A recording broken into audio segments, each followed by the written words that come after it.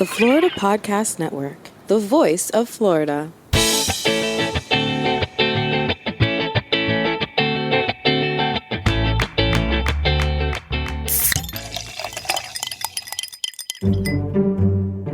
This is Gerard with episode number 21 of Florida's Fresh Mix on the Florida Podcast Network, a random mix of Florida's freshest personalities. Listen in.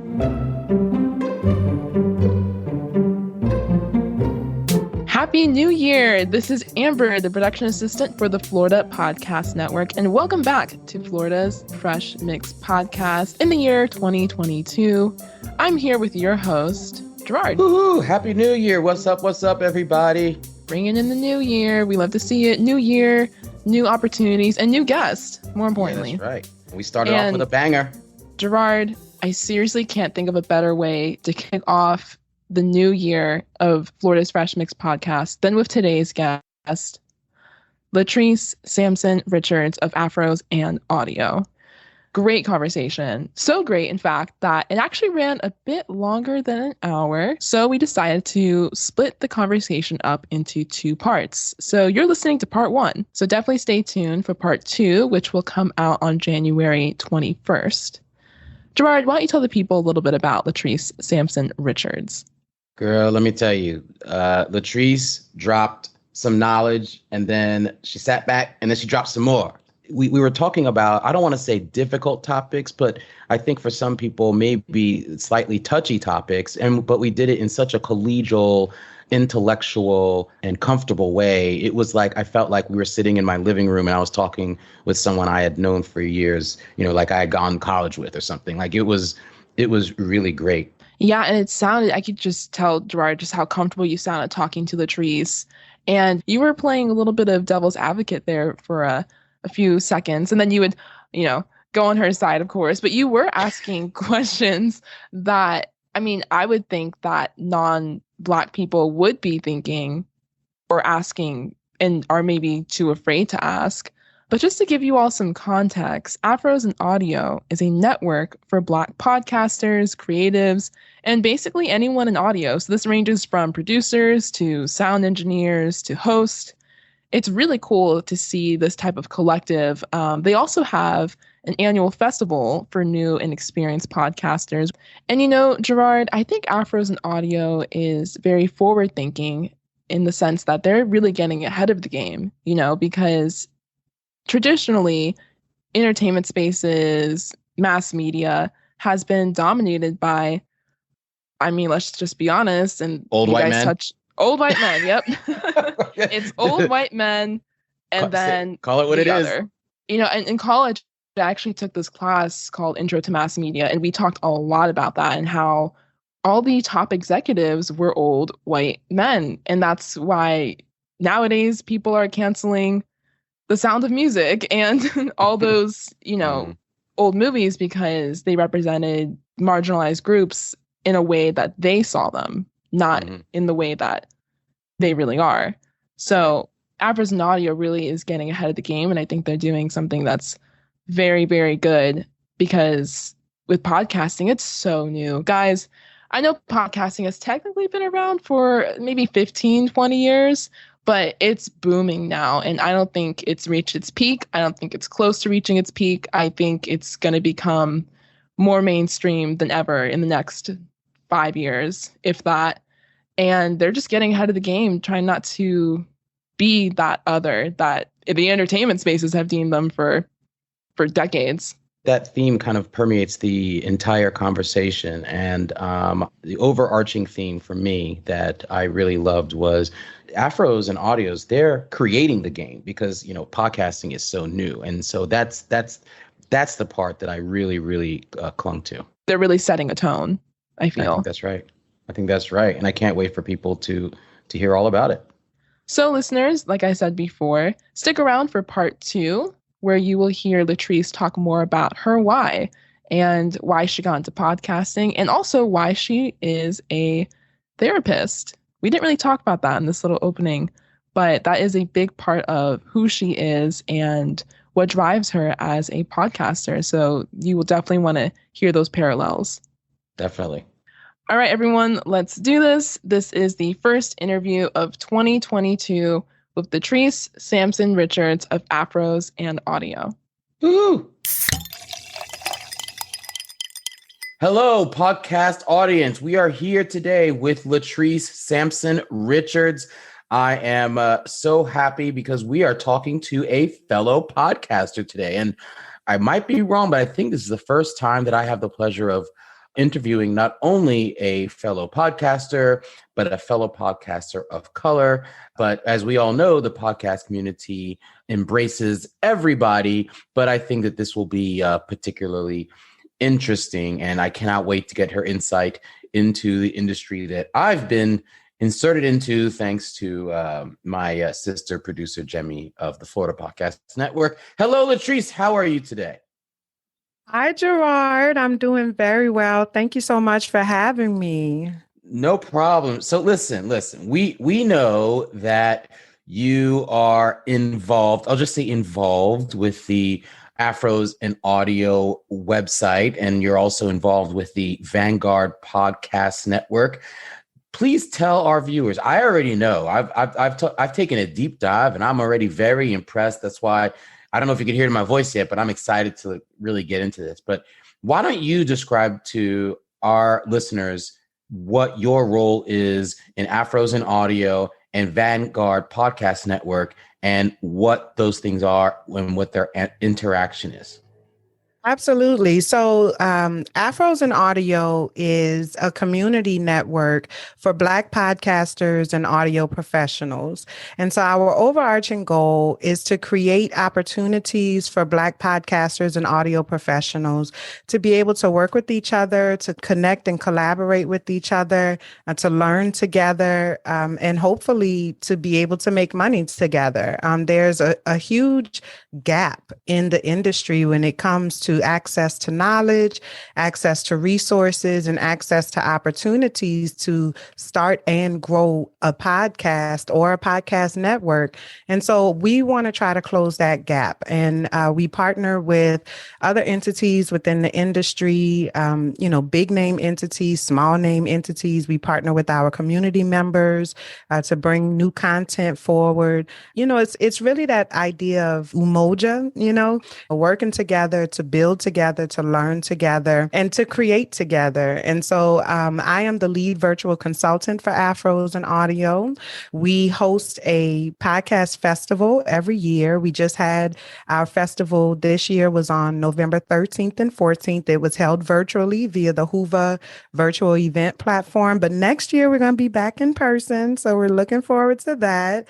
But, it's just 2 days filled with learning and just collaboration and connection. So Vanguard Podcast Network is the creative arm of Afros and Audio. And that's where we create. That's where we create podcasts. We typically do storytelling podcasts, but we do that storytelling from different angles. So we have narrative podcasts, we have audio dramas, we have a good mix of a lot of different things. But the one thing that all of our shows have in common is that they are created for and by Black people. And so we really want to give an authentic look at what it means to be a Black person and like really put some, I don't want to use the word proof because we don't need to prove ourselves to anybody, but we just really want to take that adage that we are not a monolith and put that on the forefront. What does that look like in reality? How can we tell our stories in new and creative and exciting ways that are relatable to our audiences, but also just offer a safe landing place for anybody that comes our way? So those two things kind of go hand in hand. And with Vanguard, I'm a host and I'm also a producer, which I'm super excited about. And so, so that's the way that Afros and Audio and Vanguard Podcast Network kind of work together. You said that we are not a monolith, and that is so true. We could go into a deep dive on, in another episode about how, as Black folks in this country, we're brought here. Some of us came here, but we're all kind of seen as the same. But that it is so true that we think differently, and we have so many different experiences and things that we can share even amongst each other.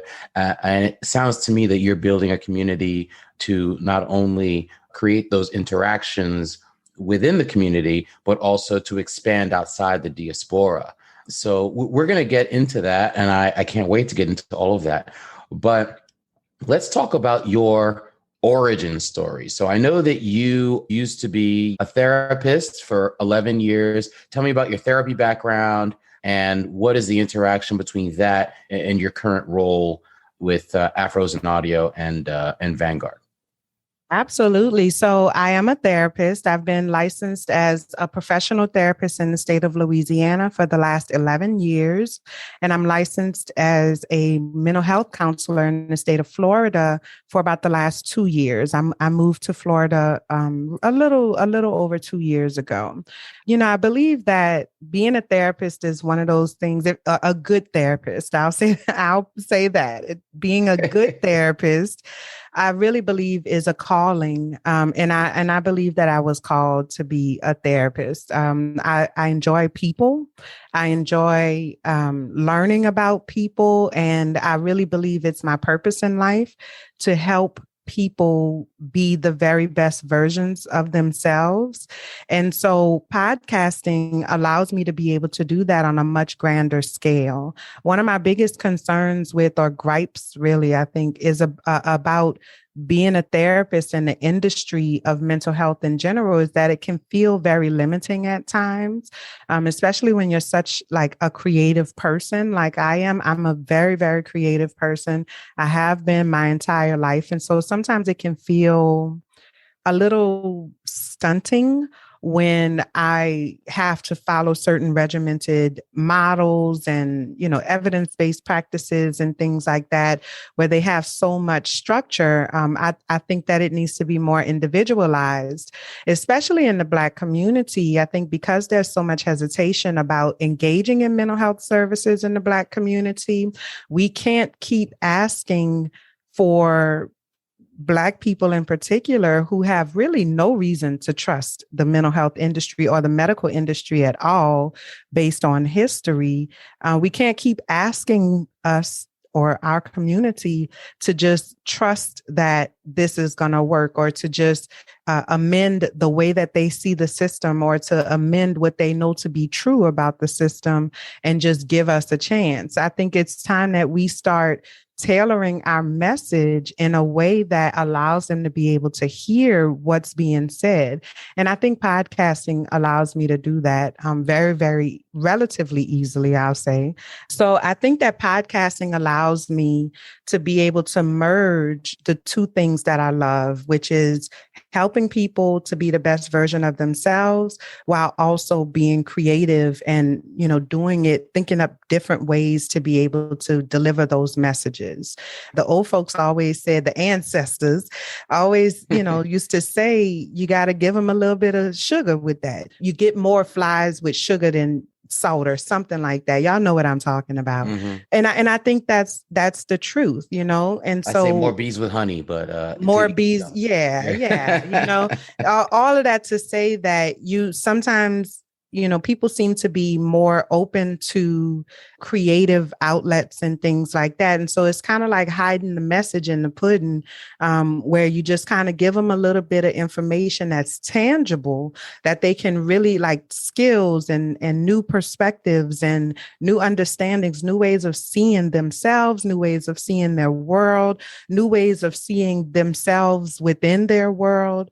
And you give it to them in a way that's entertaining, in a way that they can laugh, in a way that they can say, girl, yeah, that's right. Oh, girl, I get that. I understand that, you know, and just be more able to receive that message so that they can actually apply it to their day-to-day lives. So I think that the two melt together very, very nicely. Latrice, I appreciate you because you're giving me a very easy segue into what exactly the goal is of Afros and Audio and the Vanguard Podcast Network. But I do want to, you know, as an attorney, I get very frustrated, as do my colleagues who are attorneys who do so many different types of things, because everyone comes to them with anything involving the law. So it's, they just see the law on TV and they think it's just like legal dramas, whatever. But we all do so many different types of things. And when you say therapist, I get automatically curious as to, is there a particular area of therapy that you've done that illuminates your current role? So in my professional career as a therapist, I've pretty much always worked with youth, adolescents, and families. I'm Treese love the kids, Treese love the kids. I'm very much into making sure that our youth have the skills that they need that they may not be getting in the home, right? So not everyone is learning coping skills in the home, or the coping skills that they're learning are maladaptive, meaning that they're learning how to survive, but they're not necessarily learning how to thrive. They're figuring out how to get from one day to the next, but that doesn't mean that the skills that they're learning are actually beneficial to them. They're just kind of like putting a Band-Aid on it. And so I believe that, the younger that we can start teaching these skills, then we start creating adults who now know how to cope, who can then teach their kids to learn how to cope. And so that kind of breaks that cycle, or what we might consider to be generational curses. But I also think that it's important to work with the families or the adults in those children's lives, because where you think they get it from in the first place, right? Children tend to mirror the behaviors of the people who are charged with the responsibility of caring for them. So that can be parents, that can be grandparents, that can be, friend of the family, But I think that when the adults in their lives don't know or continue to not have appropriate coping skills, it makes it extremely difficult for the youth to be able to consistently incorporate those coping skills into their lives. And so I look at, the total family structure, but I tend to specialize in child and adolescent. I'm also a life coach. I'm a certified life coach. I chose to get my certification as a life coach initially because, like I said before, I kind of felt pigeonholed by my licensure, specifically in that with a licensure, I'm only licensed to work in the states that I'm licensed in, right? So I couldn't work with anyone outside of the state of Louisiana. And then once I got licensed in Florida, I can now work with individuals who live in the state of Florida. But with the life coaching certification, I'm able to work with anybody, anywhere in the world, and it allows me a greater level of flexibility. I have to maintain those lines very clearly because when I'm working with a coaching client, I'm not a therapist in that moment. I'm not their therapist. And so I have to be really intentional about drawing those lines. But that was kind of the beginning of opening up for me the pool of individuals that I can work with.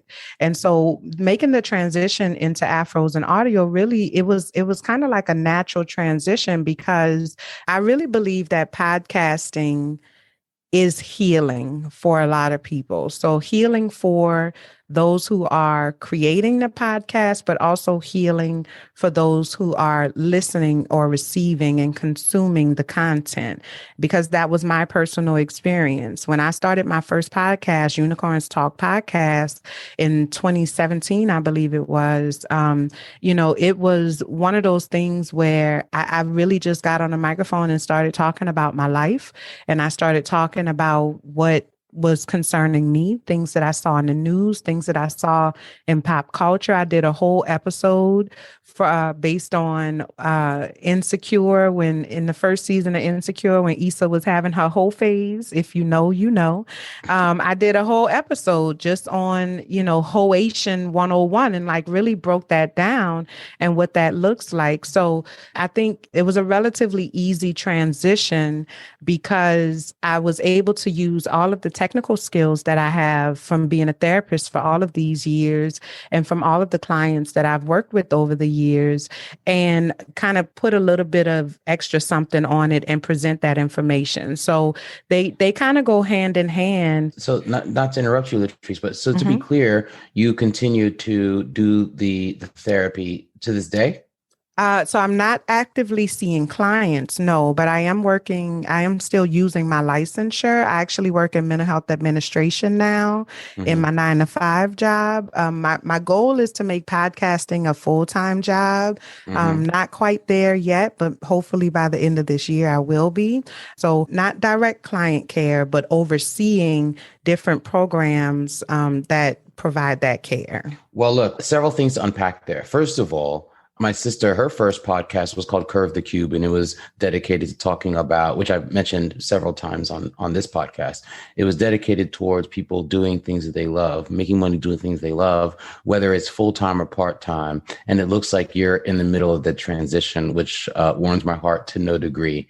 Secondly, everything you're saying about your background, your extensive experiences, I know this is going to sound random, but it just reminded me of one line from I'm obsessed with The Matrix. And there was this one line from the Merovingian in Matrix 2 where Neo just held up his hand and blocked like hundreds of bullets getting fired at him. And the Merovingian just said, okay, you have some skill. And that reminds me of you, because you've got such an extensive background, and the way you've been able to parlay that into what you're doing now for Afros and Audio and the Vanguard Podcast Network, taking your therapy experience. It just reminded me of that. So I just wanted to give you props on that. Let's dive into what you're doing now. So if I were to ask you, I have my own thoughts on this, but if I were to ask you in your own words, what is the theme of your site?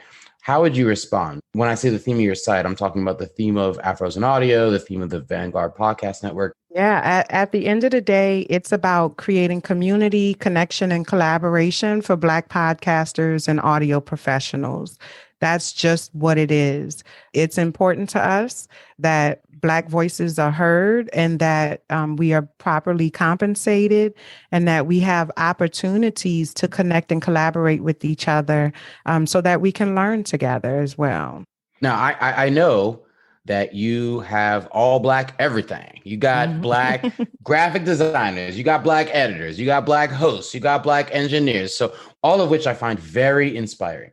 But what do you say to people that would say, hey, it sounds kind of like discrimination? I mean, I can't have an all white everything and promote that and do all that. What do you say to people that have that view? Well, the podcasting industry, just like many other industries, it has been all white for so long that there never needed to be a concerted effort to create an all white anything. The standard is all white.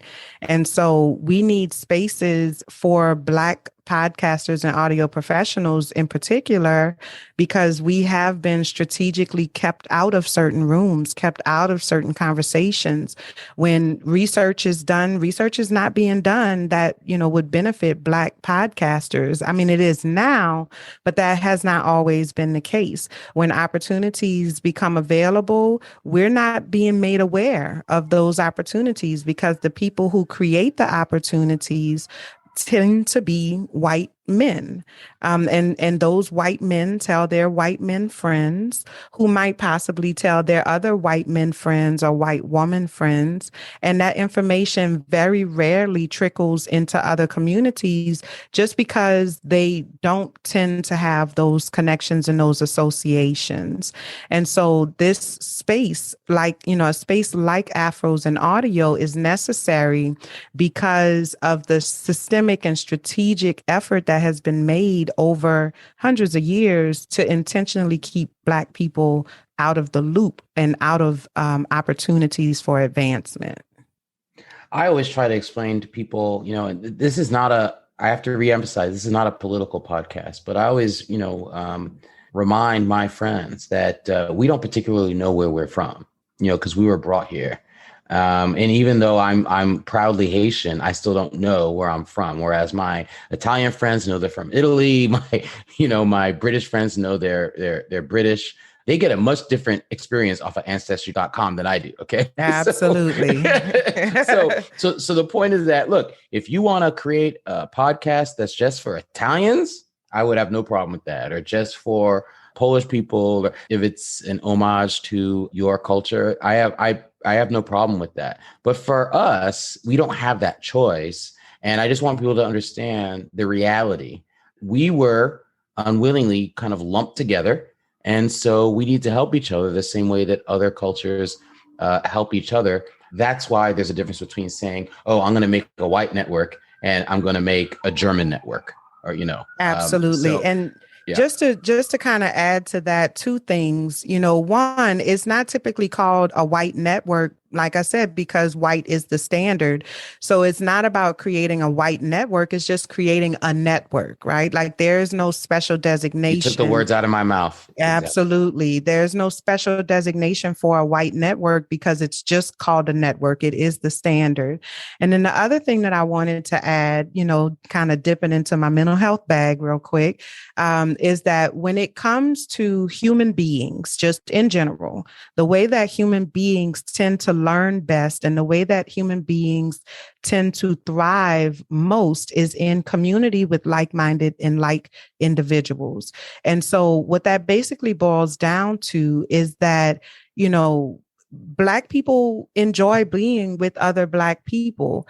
There's nothing wrong with wanting to be with people that you have things in common with. And that's not just Black people, to be honest, that's all people. It's in our nature. It is human nature to want to be a part of a community that looks like you, that feels like you, that sounds like you, where you don't have to explain yourself and you don't have to, tiptoe and you don't have to walk on eggshells, because the people who are in that community get you in a way that people who are not a part of that community never really can. And so if what we're doing is educating, and if what we're doing is creating opportunities for collaboration and for community and for partnership, then it makes sense that that community needs to look and feel like the people that are a part of that community. And so if we're creating something for Black people, then it needs to be something that we can actually consider to be a safe space,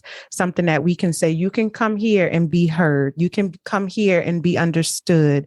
You can come here and not have to necessarily explain yourself like you would have to do if you were in a community that didn't necessarily, that you were not as easily able to identify as being a part of. I think that's right. And I think that this is just a personal opinion, but I think that part of the problem with the division that continues in this country is that people are so, if you were to take race out of it and just say, people like to hang out with people that they have things in common with, and they don't like to hang out with people that they don't have things in common with, that's pretty reasonable to say. Once you add race to it, I think that people focus more on, why do they only want to hang out with each other? What I see as more problematic is, why do certain people not want to hang out with other people? And to me, that's where I think that prejudice and racism and sexism and homophobia and all these other things come into play. You just need to look at it somewhat intellectually. And I think that the words matter and the way you frame it matters. And, you're creating platforms for like-minded individuals to share their shared experience. And I get that. I'll give you free rein to disagree with anything I just said. No, I was actually going to put a little exclamation point on it, in that, you said that the question a lot of folks ask is, why do they want to, congregate with each other? Why don't they want to hang out with us? And I think a more appropriate question would be, why don't they feel comfortable in these spaces? Why do they feel the need to create their other spaces? And it kind of turns the responsibility. I think that for far too long, the responsibility of comfort falls on the person who's being made to feel uncomfortable, and not the people who are creating an uncomfortable environment. And so I think, looking at what is it about this space that we've created that has existed for hundreds of years, or in the case of podcasting, a couple decades, what what is it about this space that makes this particular group of people feel uncomfortable or feel unwanted or feel like they're not safe? What can we change about what we've already created to help make them feel more invited? And then that, what that does is it forces the industry to take ownership of the systemic issues that have plagued, our ability to be able to engage in those spaces and to find out about opportunities and to collaborate and show our level of skill and learn and all of those good things, versus putting it on Black podcasters, or not just Black podcasters. I mean, Afros and Audio, we do Black podcasters, but there's communities like ours that exist for Latinx podcasters, that exist for women podcasters, that exist for LGBTQ plus podcasters. All of the quote unquote marginalized groups have had to create our own entities and our own communities where we can feel safe and learn and grow and connect and collaborate with each other, because the standard does not consider us. So if I were a group of 3 white boys and I wanted to start a podcast on your network, or feature a podcast on your network that basically talks about, glorifies, criticizes, or argues about who is the best rapper of all time, Biggie or Tupac, and that's all we talk about, would you allow me on your network?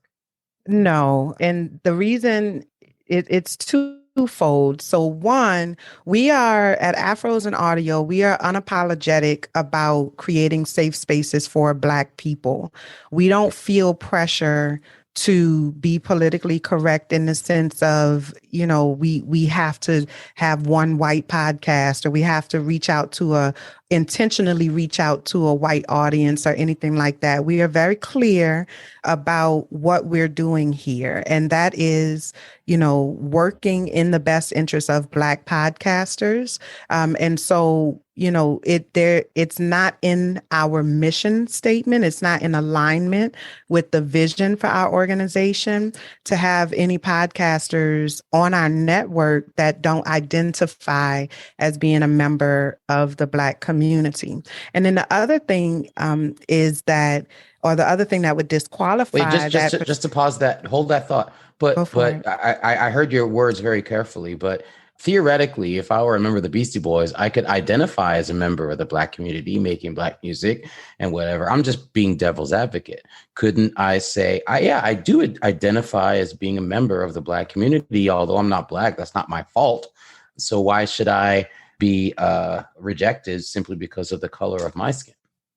Everyone has their own ideas about what it means to be transracial. And, I think that there's a difference between having an appreciation for Black culture and actually having lived experience in the reality of what it means to be a Black person in America. You can be an ally, you can be a supporter, you can be a lover of all things Negro, right? Yeah. And genuinely, love the culture. And there's nothing wrong with that.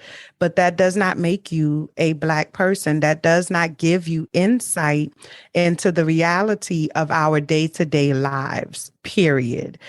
So it doesn't matter how long you've been singing Black music and making Black tunes. It does not substitute for the experience of being a Black person.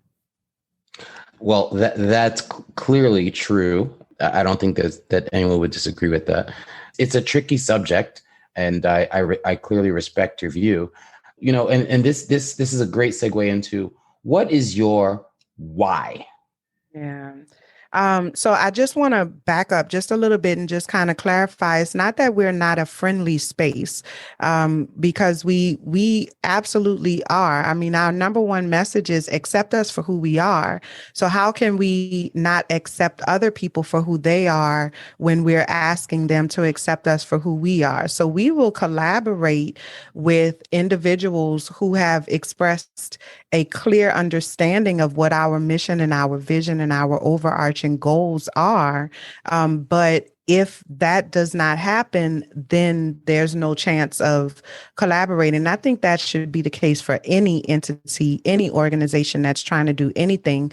You only need to be working with people and organizations and entities that are in alignment with your vision. So it's not that we're not a friendly space, it's that we definitely have clear boundaries, and we don't really have a problem with enforcing those boundaries. And then when it comes to our why, which I think kind of, wait, before you get into your why, so let me just button that up a little bit, because from personal experience, I'm on the board of directors of an amazing charity called Guitars Over Guns, and having dealt with charities in my history, you have a clear mission statement, and it seems that you, although you're not a charity, but you definitely have a clear vision and a mission statement. And what I'm hearing from you is that as long as you're someone that can contribute to, and your views and your intentions are consistent with our mission statement, we'll listen. And maybe with no guarantees, but we'll at least listen. And not be closed off. And that's what I'm hearing from you. So please correct me if I'm wrong, but that's what I'm hearing. No, absolutely.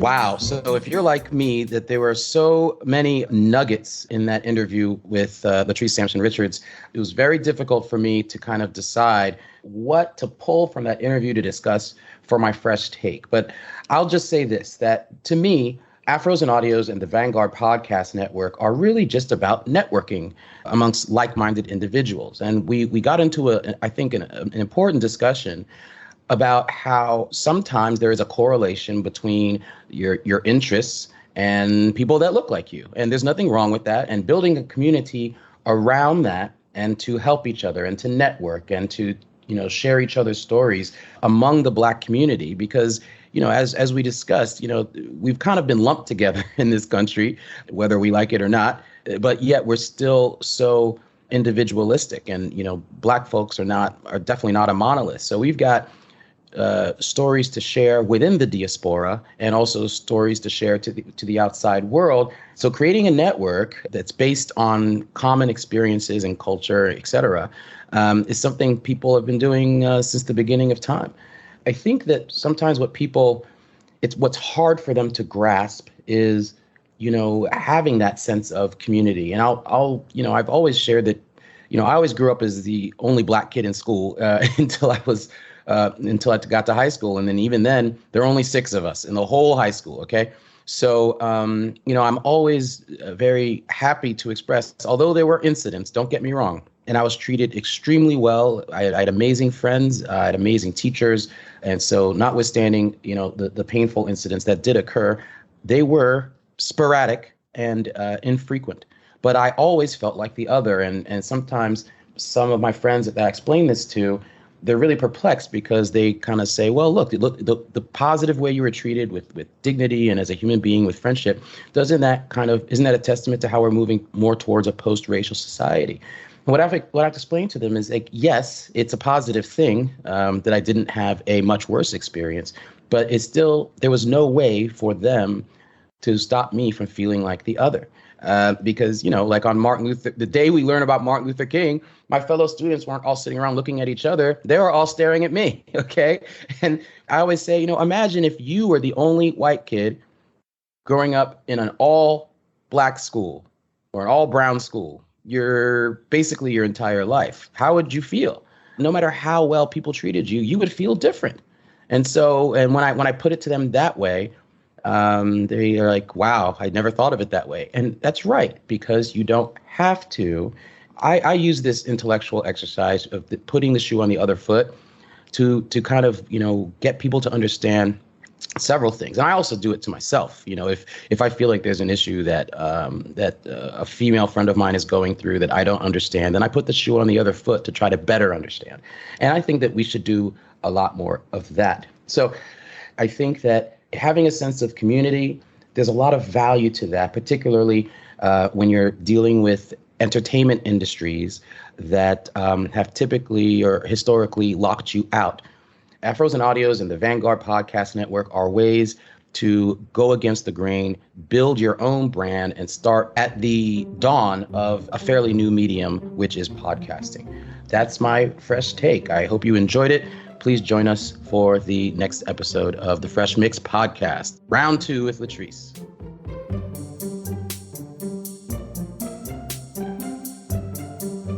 For details and show notes about today's show and our guest, go to freshmixpodcast.com. I would really love your feedback both on today's guest and on my fresh take. The Florida Podcast Network has a closed Facebook group exclusively for super fans of their shows like Florida's Fresh Mix. So we all look forward to hanging out in there with you. Just search for FPN Insiders on Facebook to leave us comments, get early scoops, contests, and other special treats. Or you can just complain about Florida and how, you know what, guys? It's the beginning of a new year, and I'm going to start off on a positive note. Not that, there aren't a million things I complain about Florida, but we have a whole year to do that. And I want to set a positive, optimistic tone that Florida can get its act together. And so we'll see how things progress throughout the year. And obviously, I've made an executive decision that I think the good in Florida outweighs the bad, or else I wouldn't live here. But Florida, we can always improve, okay? But let's start off on a positive note. I will show restraint. Anyway, be sure to visit all the great shows on the Florida Podcast Network. You can find them at floridapodcastnetwork.com. Keep catching who's fresh in the Florida mix with Florida's Fresh Mix podcast.